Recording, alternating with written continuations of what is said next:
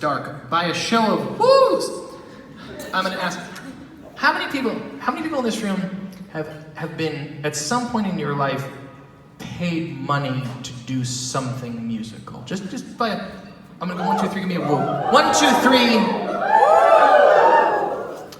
See, that is like the most striking part about living here. Because like in New York, if you said like, how many people are investment bankers? Everybody'd be like, yeah, investment banking.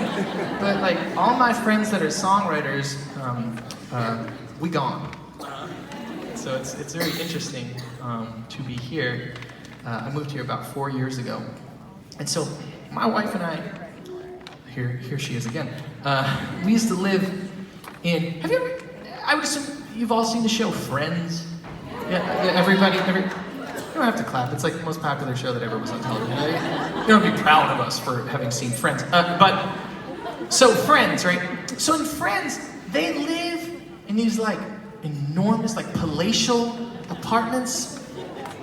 That's bullshit. That's nonsense. Nobody in New York lives like that. You live like a bunch of rats. It's misery. You're all on top of each other. Actually, you know what? Rats probably have more space because they're little. It's great. It's like a bunch of adults. You're all on top of each other. It's horrible. And like, just for a frame of reference, since we're talking about Friends, like Rachel's bedroom would be a whole apartment, and there'd be like 4 adults on 2 sets of bunk beds, and there'd be a toilet in that room too. Like, and it would be $4,000.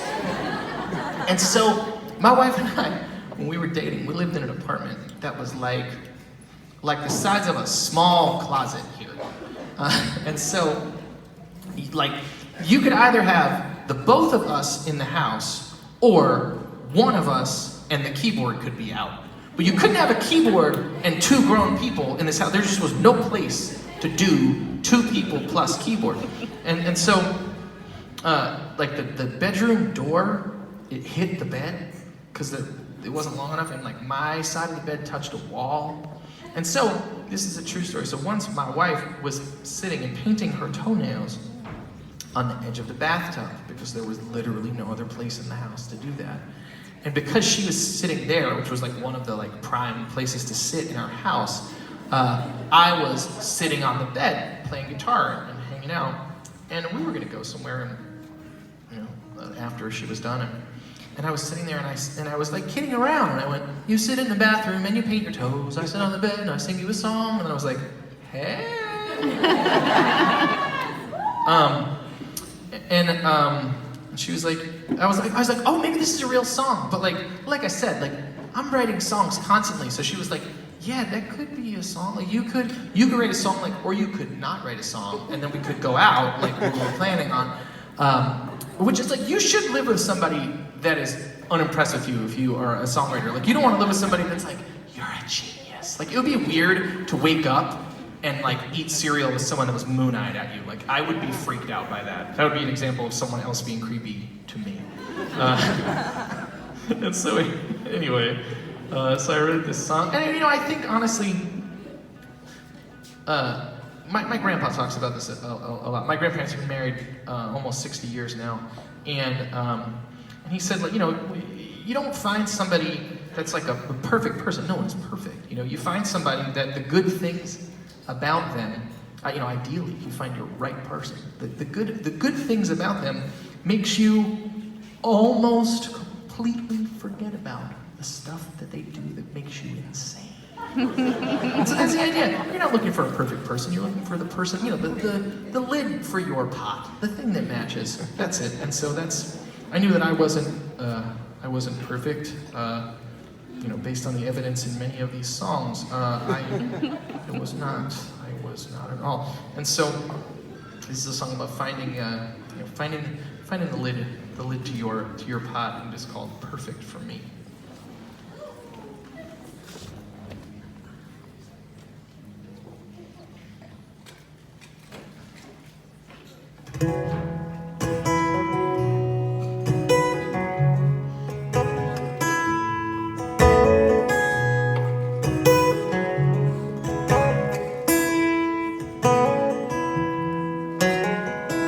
You sit in the bathroom and you paint your toes.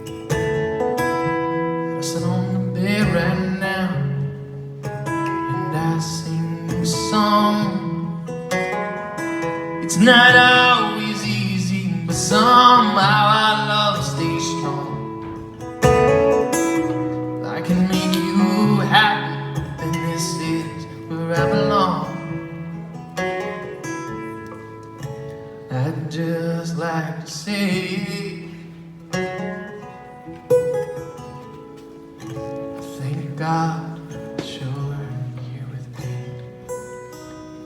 And I know you too well to say you're perfect, but you'll see, oh my sweet love, you're perfect for me.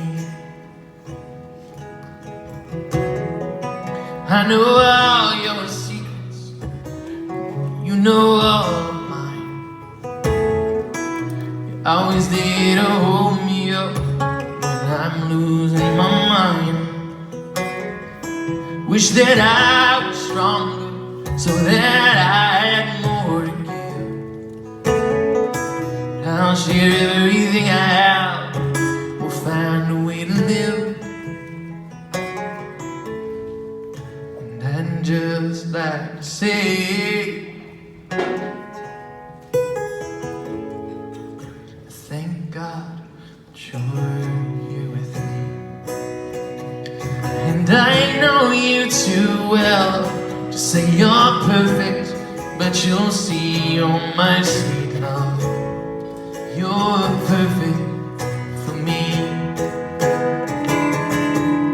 And even after all this time, there's nothing else I ever find.